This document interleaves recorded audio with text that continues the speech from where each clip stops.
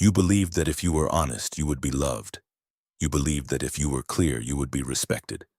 You believed that if you opened yourself fully, showed your plans, your fears, your vision, she would stay. But what you did not see, what no one ever told you, is that to be understood is to become finite in her eyes. To be understood is to lose the veil. And once the veil is lost, the desire dies. A man who can be fully seen, fully read, and fully known is no longer mysterious, no longer desired, no longer chased. He is held briefly like a familiar object, then put down like one. This is not betrayal. It is instinct. The will that governs desire does not hunger for clarity. It hungers for illusion. It does not cling to what it owns. It chases what it cannot explain. You were not abandoned because you were unworthy. You were abandoned because you were deciphered. The tragedy of men is that they believe transparency is a virtue. They confuse confession with intimacy. They equate vulnerability with connection. But Schopenhauer saw what most do not. The closer you bring a woman into your mind, the faster she escapes it. The more you narrate your plans, your intentions, your strategies, the more she withdraws. Because the feminine does not respond to disclosure. It responds to the tension between what is seen and what is suspected. Once you have drawn the full map, there is no adventure left. Once you explain yourself, you cease to be a story. You're a summary. You were taught to communicate, to clarify, to make her feel secure. And you did. You laid yourself out like a well-organized book. You thought this would earn her loyalty. What it earned was boredom. You thought she would admire your openness. What she felt was the quiet death of attraction. This is not cruelty on her part. This is the structure of nature itself. The will, which drives all things, does not desire what it possesses. It desires only what resists it. And you, by revealing your every next move, killed your resistance. You made yourself available not just in body but in mind. And in doing so, you handed over the last mystery that made you desirable. This is the trap. Not of malice, but of misplaced virtue. You thought love would reward honesty, but the will does not reward truth. It feeds on partial darkness. She wanted to interpret you, not inherit your script. She wanted to guess, not be told. And when you made her guessing obsolete, you made yourself obsolete. She did not leave because she found someone better. She left because she no longer needed to ask questions. And that is the day desire dies. Comment below. She didn't leave because I failed. She left because she saw too much. The will does not seek rest. It does not seek conclusion. It does not seek truth. It seeks motion, unceasing, compulsive, irrational.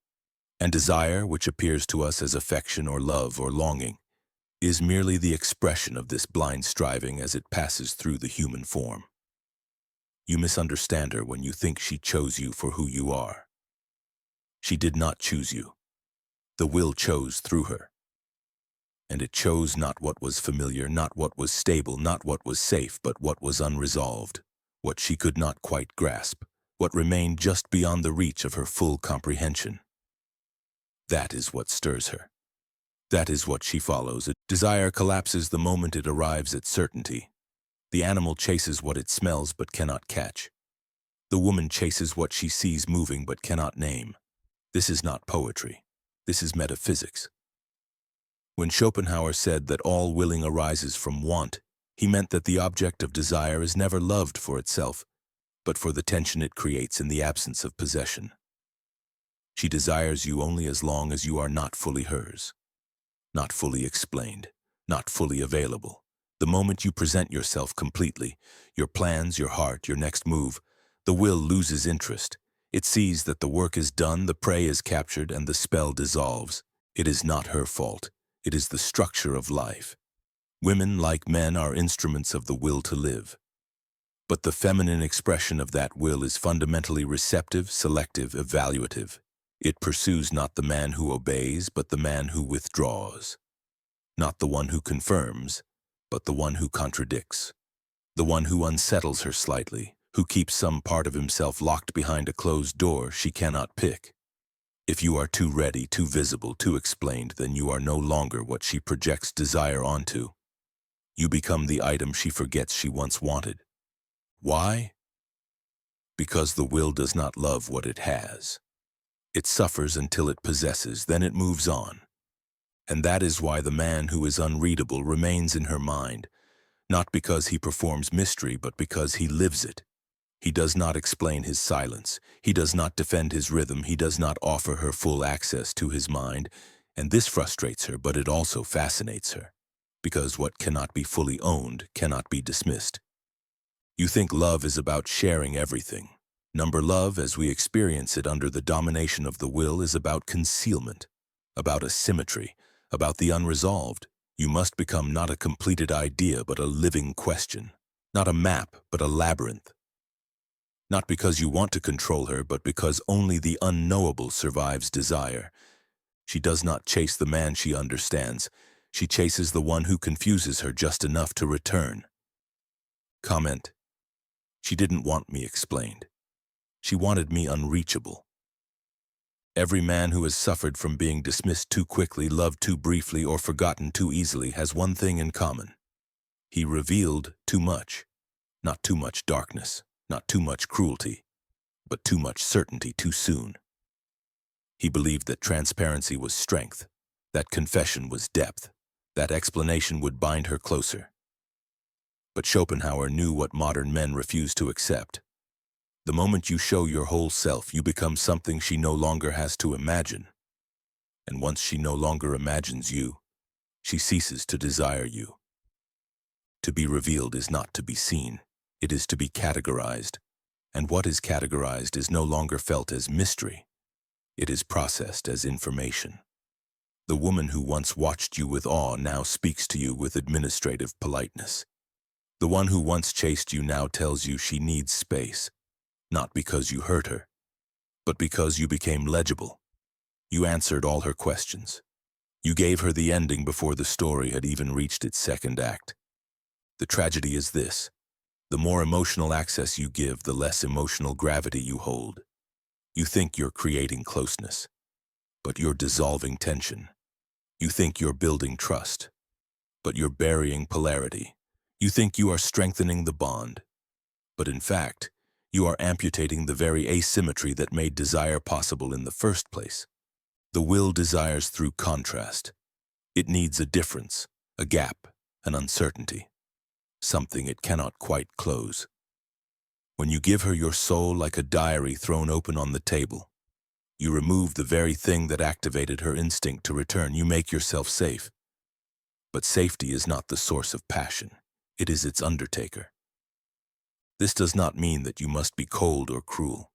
No, the truth is colder than cruelty. It is indifferent.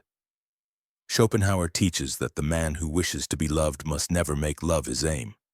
He must live as if untouched by the outcome, not because he plays games, but because he refuses to collapse himself into availability. He maintains the discipline of withholding, not as manipulation, but as preservation. Because once you have given her everything, your thoughts, your longings, your plans, your wounds, you have nothing left to anchor your presence. You become a completed puzzle, finished, framed, hung on the wall, looked at for a moment, then forgotten. There is no reverence without restraint, no attraction without asymmetry, no mystery without silence. The modern man loses not because he is unworthy, but because he is too available, too fast, too completely. And so I say this: do not reveal your next move. Do not explain your purpose. Do not narrate your longing. Let her feel the pull without ever seeing the source. Let her wonder. Let her misread. Let her speak to the version of you she carries in her mind. Because the one in her imagination is always more desirable than the one who over-explains himself at the kitchen table. Comment: I wasn't weak. I was too open. And that's how I vanished. A man loses power not when he is weak, but when he becomes predictable. Weakness can be forgiven, predictability cannot. Why? Because power is not strength. Power is tension, and tension cannot exist where there is no uncertainty. The moment a man is fully mapped, charted, and known, he ceases to generate that tension. He becomes a fixed object, inert and domesticated. The masculine, when fully exposed, becomes the furniture of her life, useful perhaps, but no longer alive. You thought consistency was power. But consistency is only powerful when it exists alongside mystery. A man who shows up every day, speaks his mind, discloses his emotions, and telegraphs his every intention is not noble. He is neutered. She knows where he is, what he thinks, what he'll do, and why he'll do it. There is no weather in his sky, no storm behind his silence, no forest behind his words. And because she knows everything, she no longer feels anything.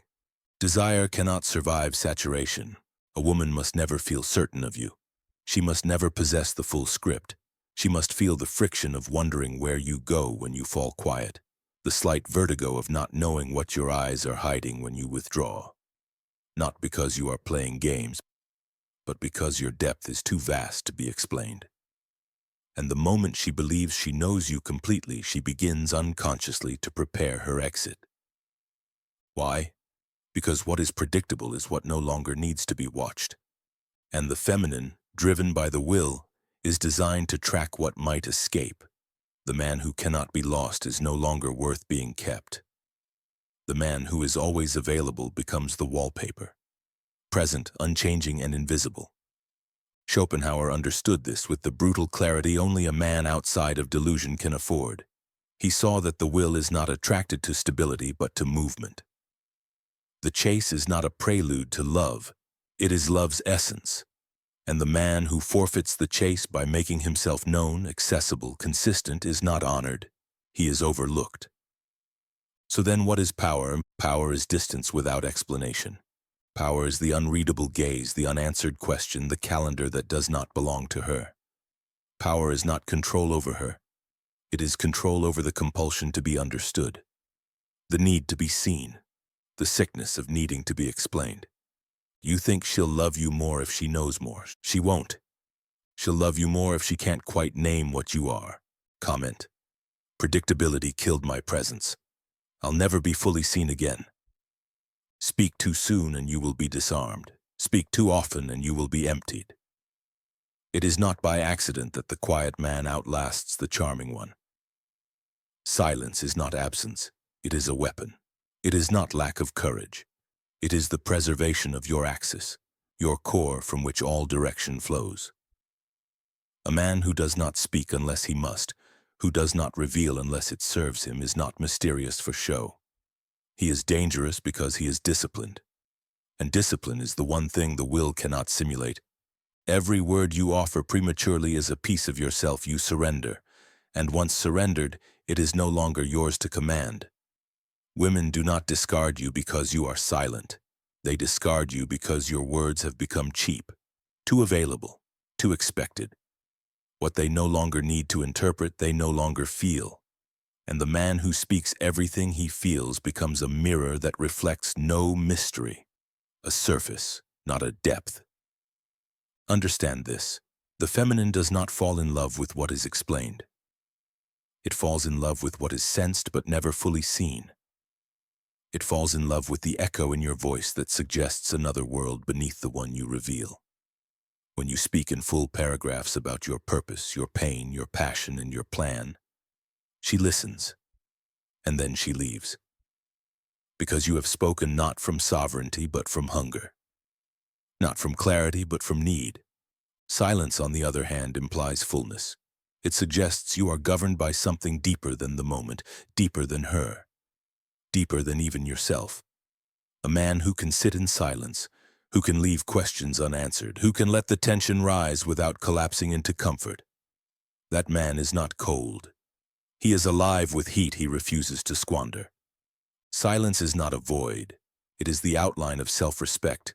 It is the boundary that prevents your essence from being drained into the language of the predictable. Silence is the discipline of not giving her what she is not ready to understand. Because she will not love the man who performs himself, she will love the man whose depths she must imagine. The one whose inner life is hinted at, not narrated. You do not need to tell her what you are thinking. You need to become the kind of man whose silence makes her wonder what world he lives in when he is no longer listening. Schopenhauer knew that the more you give, the more you are used, and the more you are used, the more you are forgotten. The will consumes what is fully accessible. It preserves what it still needs to chase, and silence, clean, powerful silence, is what forces the chase to continue. Comment: I don't speak to be understood, I stay silent to remain free. You thought transparency would earn trust, that if you opened your mind, shared your fears, revealed your doubts, she would draw closer. That intimacy was born from confession.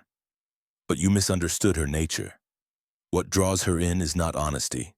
It is polarity. She is not attracted to your inner clarity. She is attracted to the tension your restraint produces. And when you collapse that tension through full disclosure, you do not deepen the bond. You dissolve it. She tests not to torment you, but to measure the boundaries of your mystery. Each time she pushes, she is not looking for comfort. She is looking for something to respect. A man who does not flinch. A man who does not answer every question. A man who can sit inside the ambiguity without begging to be validated. When you offer your wounds too early, you become an emotional beggar. When you over-explain your reactions, your silence, your presence, you give her control over your axis. And nothing makes her more quietly repulsed than that. Why? Because the will which operates through her seeks vitality, dominance, and sovereignty. Not from cruelty, but from survival. She wants to feel the current of your mind, but not be allowed to steer it. She wants to feel your power, but not fully possess it. To reveal is to surrender, and when you surrender your inner world prematurely, you offer her nothing left to interpret. You become a solved problem, a finished book, and nothing in nature chases what it has solved. The feminine psyche does not fall in love with answers. It falls in love with the man who withholds just enough to be worshipped, who resists being fully decoded, who never lets her inside the last room of his thoughts. Transparency is punished not out of malice, but because full revelation ends the game. And once the game ends, so does the passion. She will not say it, but she knows it. She longs for your edge, not your apology. She longs for your quiet dominance, not your narrated empathy. She longs for the man who could walk away at any moment, not because he is cold, but because he is sovereign. Schopenhauer saw this clearly. The man who remains in control of himself, who is not emotionally exposed, who does not narrate his suffering. That man is the exception, and the exception is never discarded. If she punishes your vulnerability, it is because you offered it as proof of worthiness. But worth is not declared, it is lived.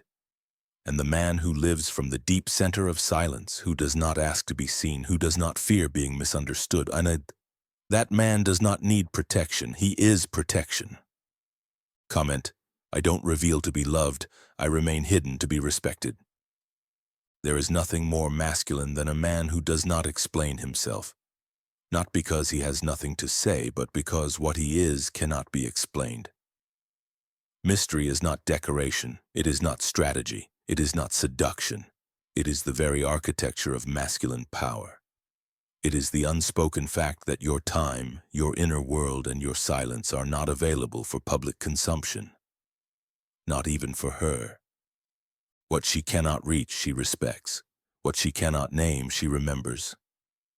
The man who carries himself as a quiet enigma commands more than attention. He creates gravity. Not the gravity of charm or style, but of depth. The depth that cannot be simulated by imitation or performance. It is the kind of depth that makes her wonder what else lives behind those still eyes. And that wondering is not weakness. It is worship. You were told that to be masculine is to provide, to protect, to produce, and yes, these are surface traits. But beneath them is the one trait that rules them all. Opacity.